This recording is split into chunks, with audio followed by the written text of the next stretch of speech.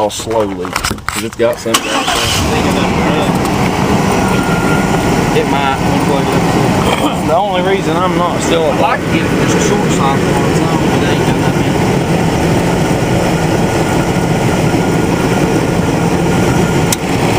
Actually, it did.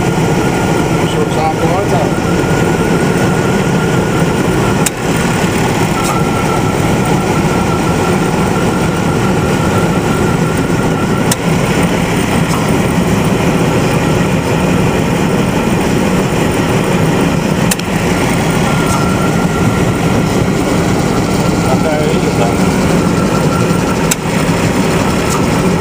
Leaking around the backside case.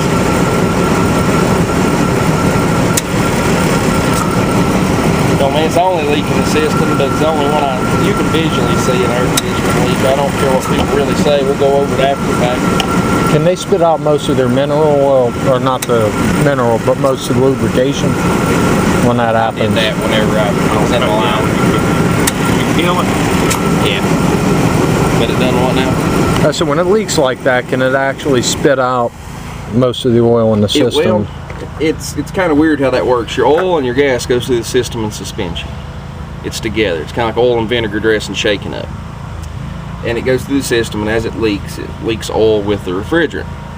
There's more oil in the system than it would ever technically leak out with the refrigerant. In other words, it can't physically leak it all out in one leak.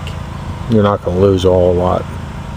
You'll lose quite a bit, but you won't lose all of it if the whole system discharges slowly like that.